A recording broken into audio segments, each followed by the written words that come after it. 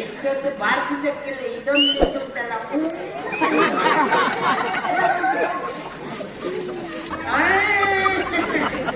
ಪಾಪ ಮಕ್ಕಳು ಸಮ ದೇವರು ಸಮ ಅಂತ ಹೆಚ್ಚಂದ್ರೇನು ಮೊನ್ನೆ ಸರಿಯಾಗಿದೆ ಎಲ್ಲ ಸರಿ ಹೋಗ್ತದೆ.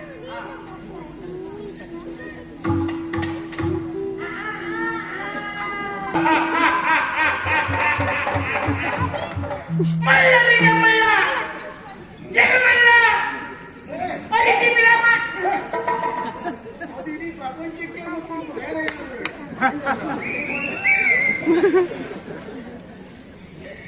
ನಿಮಗೆ ಸಿಗುತ್ತಿಲ್ಲ ಅದಕ್ಕೆ ಹೇಳ್ತಿದ್ದೆ. ಮಳ್ಳರಿಗೆ ಮಲ್ಲ ಜಗಮಲ್ಲ ಅತಿಥಿ ಬಿರ ಮಾರ್ತಾಂಡ ವೈರಿಗ ಜತಿಮ್ಮ ಪರಾಕ್ರಮ ಕಟ್ರಿ ರಾವ್ ಜಗನಕ್ಕೆ. ಒಬ್ಬಳು ಹೆಣ್ಣಿಗೆ ಒಬ್ಬ ಗಂಡು, ಇದು ಲೋಕದ ರೂಢಿ. ಇವಳಿಗೆ ಈಗಾಗಲೇ 5 ಜನ ಗಂಡಂದಿರಿದ್ದಾರೆ. 5 ಆದರೇನು, 6 ಆದರೇನು? ಅವಳು ಯಾರಾದರೇನು ನಿನಗೆ? ಆರಾದರೇನು ನನ್ನನ್ನು ಸೇರಿಸಿ ಹೇಳಿದ್ಯವನು ಬೇಡ. ಸರಿ, ನೀನು ಇಲ್ಲಿಗೆ ಬಂದದ್ದು ಸಂತೋಷವಾಯ್ತು, ನೀನಲ್ಲಿ ಮಾತಾಡಿದ್ದು ಸಂತೋಷವಾಯ್ತು. ಬಂದದ್ದಾಯ್ತು. ಇಷ್ಟು ದಿವಸ ಆಯ್ತಕ್ಕ ನಿನ್ನ ಜೊತೆಯಲ್ಲಿ ಇರದೆ. ಬೇಡ ಸಾಧ್ಯವೇ ಇಲ್ಲ. 9 ತಿಂಗಳು ಪೂರೈಸಿಕೊಂಡೆ. ಬೇಡ, ನಿನ್ನ ಅಂತಃಪುರವನ್ನು ವಿಶೇಷವಾಗಿ ಶೃಂಗರಿಸಿದ್ದೇನೆ. ನೀನು ನಿನ್ನ ಅರಮನೆ ಎತ್ತುತ್ತಾರೆ. ಒಂದು 6 ತಿಂಗಳು ಇಲ್ಲೇ ಇರ್ತೇನೆ. ಬೇಡ, 6 ತಿಂಗಳು ಬೇಡ. 3 ತಿಂಗಳು. 3 ತಿಂಗಳು ಬೇಡ. 1 ತಿಂಗಳು. 1 ತಿಂಗಳು ಬೇಡ. ಒಂದು ರಾತ್ರಿ ನಾನು. 1 ರಾತ್ರಿ ಅಲ್ಲ, 1 ಕ್ಷಣ ಇರುವುದು ಬೇಡ.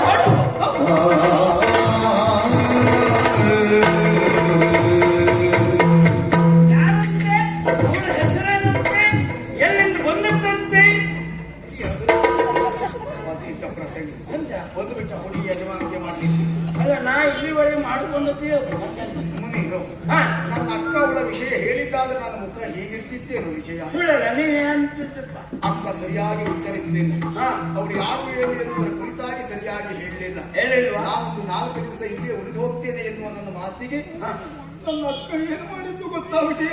ಏನು ಮಾಡಿದ್ದು? ನನ್ನ ಕತ್ತಿಗೆ ಕೈ ಹಾಕಿ ನನ್ನನ್ನು ಹೊರಗೆ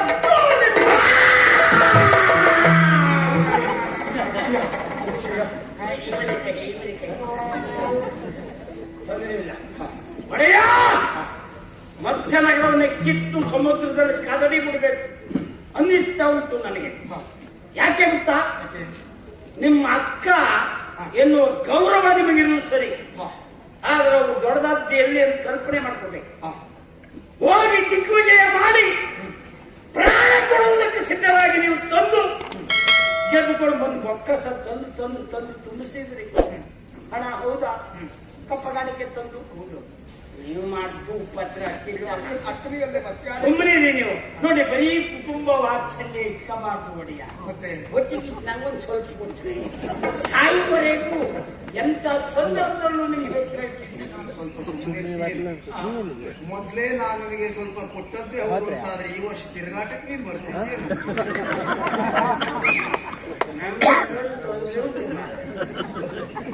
ಮತ್ತೆ ಆರೋಗ್ಯ ಸರಿ ಇಲ್ಲ ನೋಡ್ಕೊಂಡು ಇಲ್ಲ, ಮರ್ಯಾದೆ ಹೋಯ್ತು ಬಿಡು.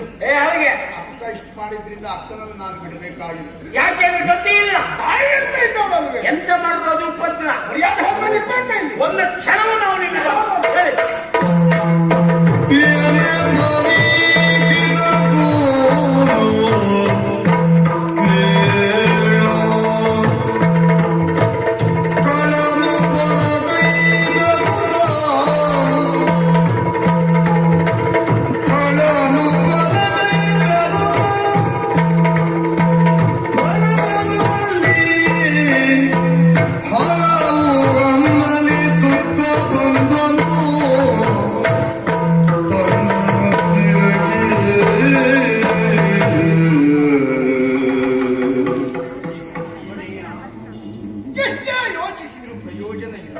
ಏನು ಮಾಡಿದ್ರು ಅಷ್ಟೇ ಒಡೆಯ.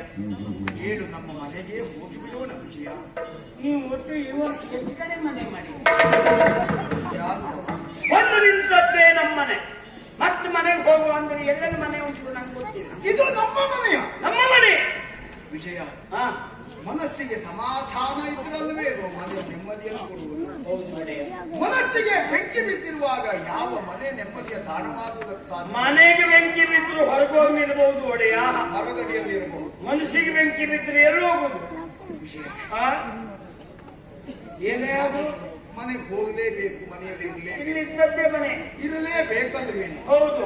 ನಿಮ್ಗೆ ಎಂತ ಮಾಡ್ರು ಮಳೆ ಕಾಣಿಸ್ತಾ ಇದ್ದಾರೆ ನೋಡಿ. ಮನಸ್ಸಿಗೆ ಹಚ್ಕೊಳ್ಬಾರ್ದು, ಕಿತ್ತು ಒಗೆಬೇಕು. ಇವತ್ತು ಅವ್ರು ಹೋದ್ರೆ ನಾಳೆ ಮತ್ತೊಬ್ಬಳು ಸಿಗ್ತದೆ ನಿಮಗೆ.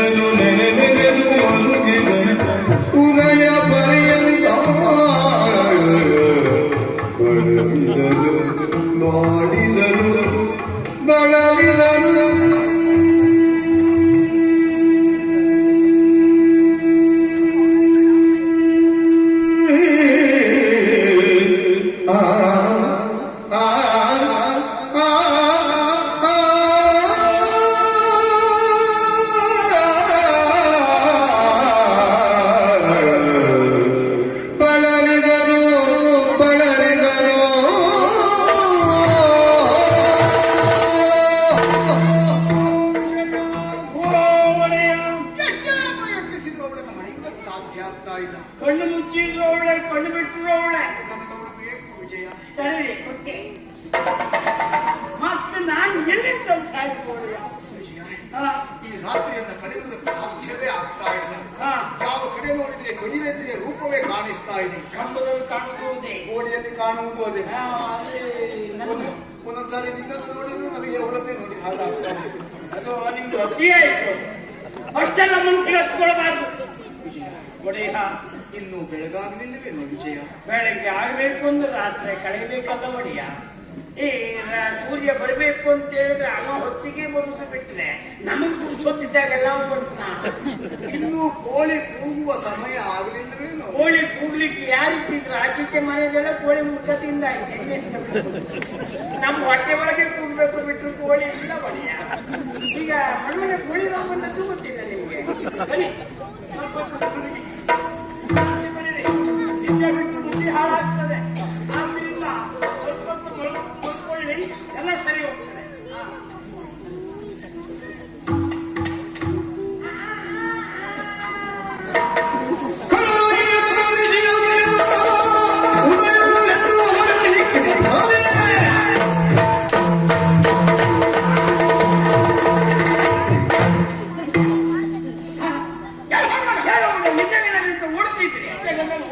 ಬೆಳಿಗ್ಗೆ ಎದ್ದವರದ್ದು ಮುಖಕ್ಕೆ ನೀರಾದ್ರೂ ಹಾಕ್ತೀರಿ, ಈಗ ಅದು ಬಿಟ್ಟಿರ? ಅದೆಲ್ಲ ಬೇಡ. ಈಗ ಕೂಗುದು ಆ ಕಡೆ ಕೋಳಿ ಹೌದಲ್ಲ? ಅದೊಂದು ಕೋಳಿ ಹೌದು. ಬೆಳಗಾಗಿದೆ ಎನ್ನುವುದಕ್ಕೆ ಅನುಮಾನ ಇಲ್ಲ. ಸಾಂಕೇತಿಕವಾಗಿ ವಿಜಯ, ಅತ್ತ ಮನೆಗೆ ಹೋಗೋಣ.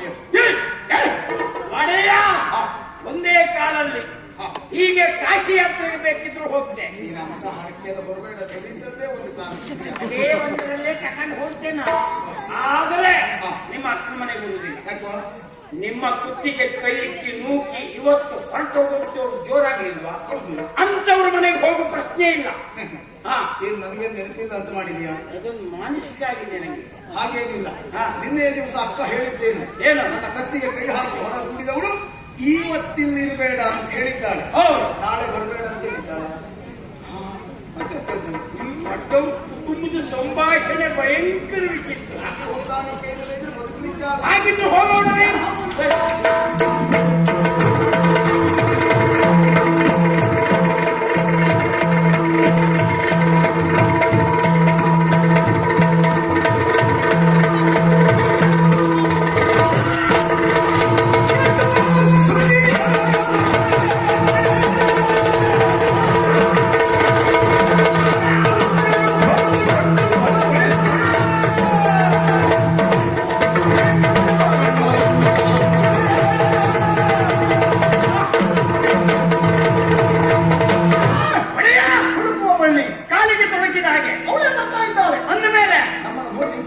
ಆದ್ದರಿಂದ ಹೋಗಿ ಮಾತಾಡಿಸೋಣ.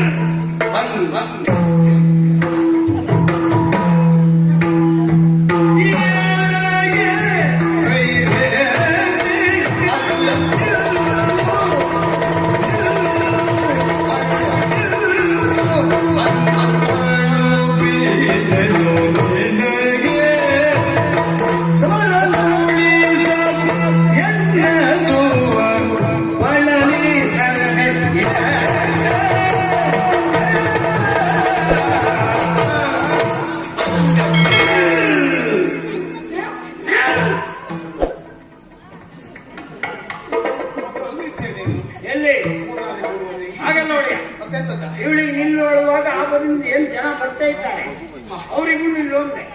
ಆದ್ರೂ ಕೆಲವರು ಮುಂದುವರೆದ್ರು, ಅವ್ರಿಗೆ ಬದಿಗೆ ಹೋಗಿ ಅಂತ ಸನ್ನೆ ಮಾಡಿ ಅಂತೂ ನಮ್ಮ ಮಾತಿಗೆ ಬೆಲೆ ಕೊಟ್ಟು ತಿಂತಿದ್ದಾರೆ.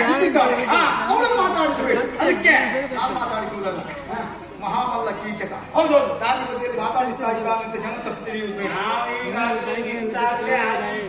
ನೋಡಿದ್ರ ಕೆಲವರು ಬಾಯಿ, ಕೆಲವರು ಕಿವಿ ಹತ್ರ ಹೋಗ್ತಾ ಉಂಟು. ಅವರೇ ಹೇಳ್ತಾ ಇದ್ದಾರೆ, ಎಂತ ಕೀಚಕಲ್ಲ ದಾರಿ ಬದಿಗೆ ಎಂತ ಹೇಸಿಗೆ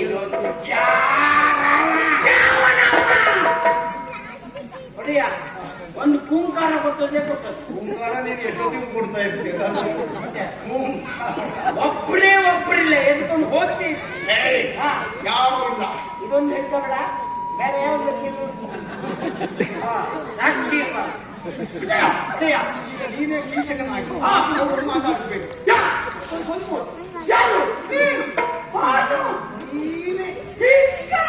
ಸ್ವಲ್ಪ ಮಾತಾಡಿಸ್ಬೇಕು, ಆಮೇಲೆ ನಾ ಬರ್ತೇನೆ. ನನ್ನ ನಿಮ್ಮ ವಿಷಯ ಹೇಳಲಿಕ್ಕೆ, ನನ್ನ ಘನಸ್ಥಿತಿಯ ಬಗ್ಗೆ ಸ್ವಲ್ಪ ಹೇಳಿ.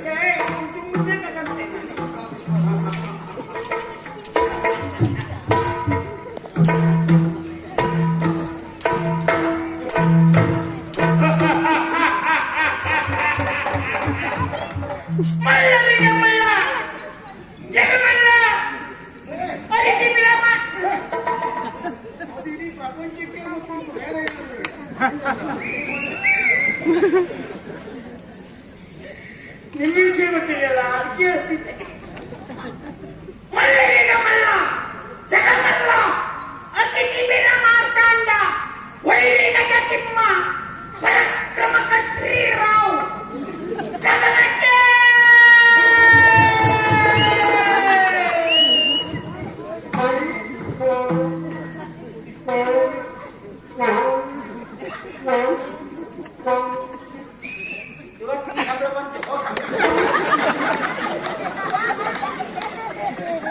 ಇಷ್ಟೊತ್ತು ಬಾರಿಸಿದ್ದಕ್ಕಿಲ್ಲ ಇದೊಂದು ನಿಂತುಂಟಲ್ಲ.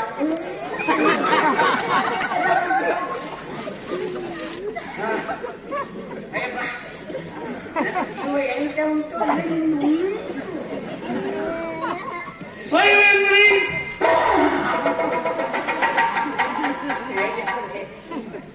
ನನ್ ನೋಡ್ರೆ ಒಳ್ಳೆ ಈ ಹಾವು ಮೀಸಿ ನೋಡ್ದಾಗ ಅಥವಾ ಮುಂದುಸಿಯನ್ನು ಹಾವು ನೋಡ್ದಾಗ ನಾನು ಬಂದು ನಿಂತದ್ದು ಯಾಕಂತ ಮಾಡ್ಕೊಂಡಿದ್ದಿ ವಿಷಯ ತಿಳ್ಕೊ. ನನ್ನ ಜೀವನದಲ್ಲಿ ಇವತ್ತಿನವರೆಗೂ ಯಾರೊಂದು ಬಯಸುತ್ತಿಲ್ಲ, ಪಡ್ಕೊಳ್ಬೇಕು ಅಂತ ಆಸೆ ಬಂದದ್ದು ಇಲ್ಲ. ನಿನ್ನ ಭಾಗ್ಯ ನಾನು ಮನಸ್ಸು ಮಾಡಿದ್ದೆ. ಹಾಗಾಗಿ ಕೇಳ್ತಾ ಇದ್ದೆ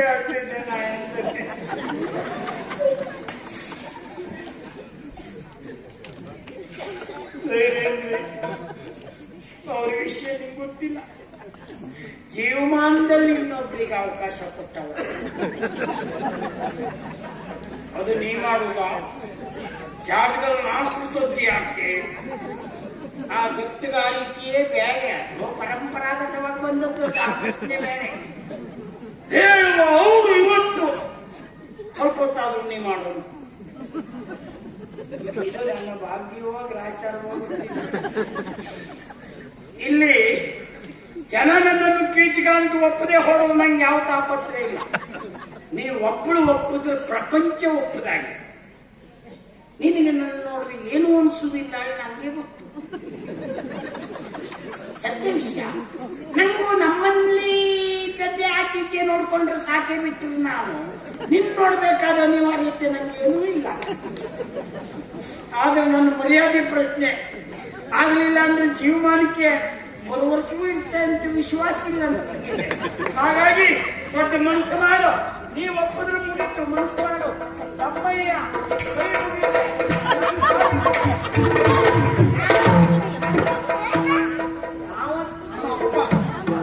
ನೀವು ನಿನಗೆ ಎಂತದ ಮಹಾಮಲ್ಲ ಕೀಚಕ ಅಂದ್ರೆ ಏನು, ನನ್ನ ಯೋಗ್ಯತೆ ಏನು? ಹೋಗಿ ಹೋಗಿ ಅವರು ಕಾಲು ಹಿಡಿತಾ ಇದೆಯಲ್ಲ.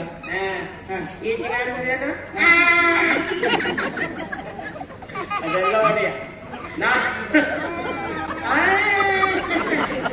ಪಾಪ ಮಕ್ಕಳು ಸಮ ದೇವರು ಸಮ ಅಂತ ಅಂದ್ರೇನು? ಯಾಕೆ ಹೇಳಿದ್ರು ಈ ಅದು ನಾನು ಮಾಡ್ಬೇಕಿದ್ರೆ ಹೇಳಿದ್ದೆಲ್ಲ ನೀವು ಬಂದ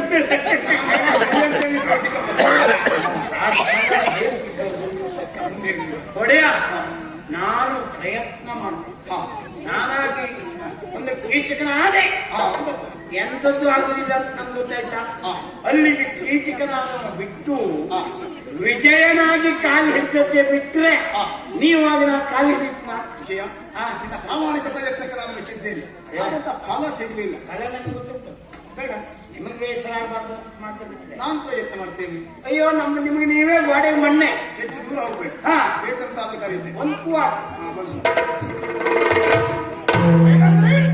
ನೀನೇನು ಆಲೋಚಿಸಬೇಕಾದದ್ದಿಲ್ಲ. ನಿನಗಾಗಿ ಸೋತು ಬಂದವನು ಈ ಕೀಚಕ ಒಂದು ಪ್ರೀತಿಯ ಮಾತನ್ನಾಡದೆ ಈ ರೀತಿ ಹೋಗುವುದು ಯಾವ ಜನನಾದ ನ್ಯಾಯ?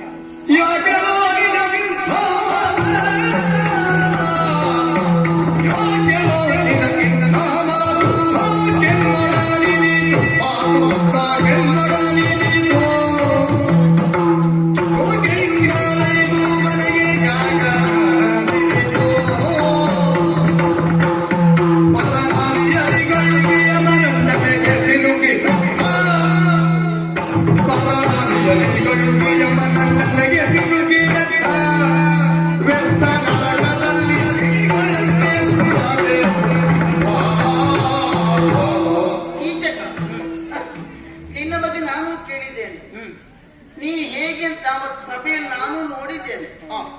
ನಿನ್ನ ಆಚಾರ ವಿಚಾರವೆಲ್ಲವೂ ಮತ್ತೊಬ್ಬರಿಗೆ ಆದರ್ಶವಾಗಿರಬೇಕು ತಾನೆ. ಈ ಮತ್ಸ್ಯ ನಗರಕ್ಕೆ ನೀನೊಬ್ಬ ಆಧಾರ ಸ್ತಂಭ. ಆದ್ರೆ ನಿನ್ನ ವರ್ತನೆ ಯಾಕೆ ಸರಿಯಿಲ್ಲ. ಯಾಕೆನೋ ನಿನಗಿಂತ ಮಾತು. ಏನಾಯ್ತು? ನಾನೊಬ್ಬ ಮದುವೆಯಾದ ಹೆಣ್ಣು, ಪರರ ಸೊತ್ತು ನಾನು, ಪರರ ನಾರಿ ನಾನು. ನನ್ನಲ್ಲಿ ಈ ರೀತಿಯಾಗಿ ಮಾತಿಗೆ ಹೇಳಿದೆ. ಇಂಥ ವಿಚಾರವನ್ನು ಮಂಡಿಸುವುದು ಯಾವ ಕಾರಣಕ್ಕೂ ಸರಿಯಿಲ್ಲ, ನಿನಗೆ ಶೋಭೆಯೂ ಅಲ್ಲ.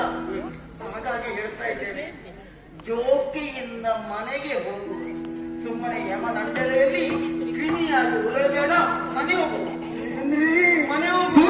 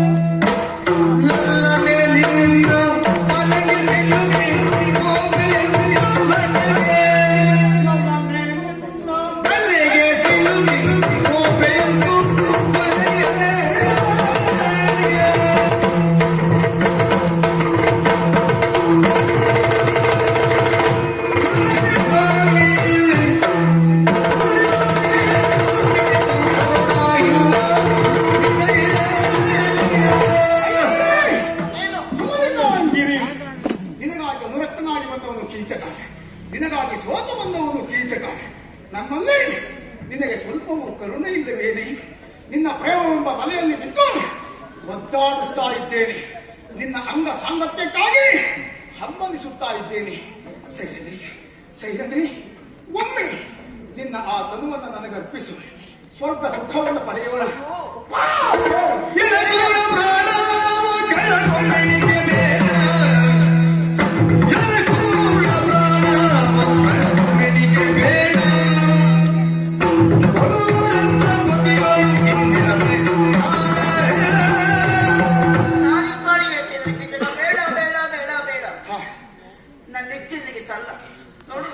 ಹೀಗೆ ಪರನಾರಿಯನ್ನು ಬಯಸುವುದರಿಂದ ಎಷ್ಟೆಲ್ಲ ನಷ್ಟಗಳು ನಿನಗೆ. ಜಯಸ್ಥಿರಿ ಹಿಂಗುತ್ತಾಳೆ, ಭುಜಲಕ್ಷ್ಮಿ ತೊಡಗುತ್ತಾಳೆ, ಲಯ ಮತ್ತು ಸಕಲ ಸಂಪದಗಳು. ಹಾಗಾಗಿ ಕರ ಮುಗಿದು ಹೇಳ್ತೇನೆ, ಬೇಡ, ನಾನು ಒಬ್ಬನಿಗೆ ಇದ್ದೆ ಅಂತ ತಿಳ್ಕೊಳ್ಬೇಡ. ನನ್ನೊಟ್ಟಿಗೆ ನನ್ನ ಗಂಡಂದಿರು ಇದ್ದಾರೆ, 5 ಜನ ಇದ್ದಾರೆ. 5 ಜನ? ಹೌದು. ಇಲ್ಲಿ ನಾನು ಬಾರು. ಅವರ ಕರುಣಾದೃಷ್ಟಿ ನನ್ನ ಮೇಲೆ ಉಂಟು. ಅವರಿಗೆ ವಿಷಯ ಗೊತ್ತಾದರೆ ಬರ್ತಾರೆ. ನನ್ನ ರಮಣರು ನಿನ್ನ ರುಂಡ ಮುಂದೆ ಬೇರೆ ಮಾಡ್ತಾರೆ. ರಮಣರು ಗಿಮಣ್ಣರು ತೆಗೆಯೇ, ಅವನು ಜೀವಂತ ಇದ್ರೆ ಇದು ಬರಬೇಕು. ನಾನು ನಿನ್ನನ್ನು ಮೆಚ್ಚಿದ್ದೇನೆ. ಬರದೇ ಇದ್ರೆ ಬೇಡ, ಬೇಡ, ಬೇಡ.